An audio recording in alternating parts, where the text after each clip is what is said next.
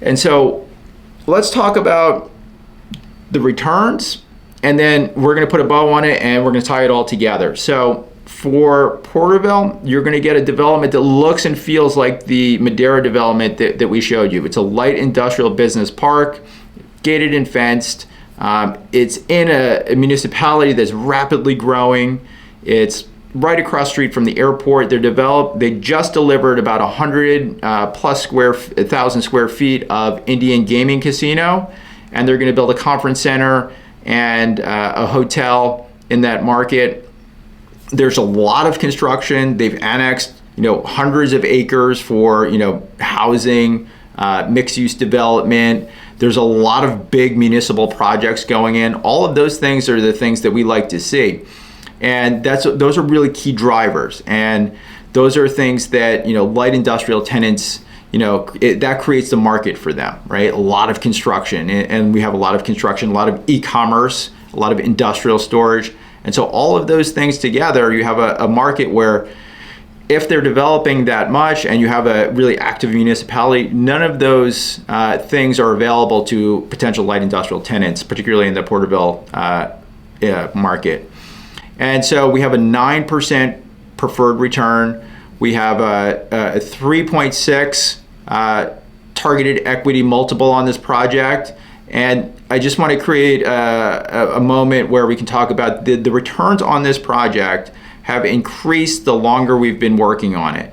And that may be sort of contrary to what you see in other asset classes. It really reinforces the strength of the light industrial market, particularly in Central California. Again, WHSE Partners traveled across the U.S. We've looked at other markets. People have invited us to these development-friendly municipalities in other states and cities.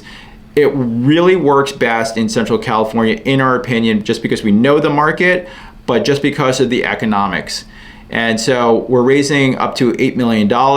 We have a $100,000 minimum investment, and this is a 10-year hold. And in the previous slide, you probably saw that it's a QOZ, a Qualified Opportunity Zone. And that is why it's a 10-year hold, is to satisfy the Opportunity Zone benefit. If you guys have questions specifically on Opportunity Zones and how you can potentially shield, defer, and eliminate capital gains, I would invite you to have a discussion with us. Right now we have about, I would say maybe 30%, 35% are Opportunity Zone investors in Porterville. And it really depends on, when you talk to us, that percentage does change. A lot of our investors are into Porterville because it's a good light industrial deal, right? They either like us as operators, they understand the deal, and so they like it on that basis, Opportunity Zone or no. And then for those of you that do have any type of capital gains, whether you've sold things, real estate, it really doesn't matter, and there's a capital gains tax liability. This is a great way to invest those gains, and instead of paying taxes today, grow them in the investment, and there's all sorts of benefits that are associated to that, like a stepped up basis. A lot of people use it as an alternative to 1031. But again, those are things that we can talk about perhaps in another webinar or specifically on a call. And that is why it's a 10-year hold. So we're going to develop it and we're going to hold it for 10 years as per those Opportunity Zone rules. And so here we are. It's going to look and feel like our previous development. It's going to leverage our experience as, operational excellence, deep track record, bring all of those things together in a really nice development, partner with that municipality that really needs light industrial development. This site was zoned light industrial.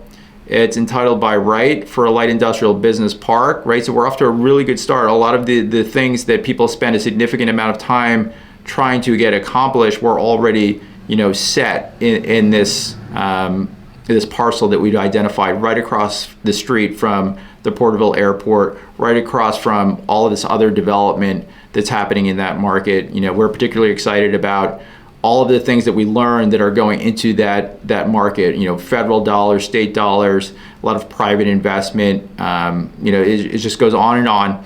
And that's something, again, we can talk about in specifics if, we get to talk, in person or on a one-on-one call or another webinar like this.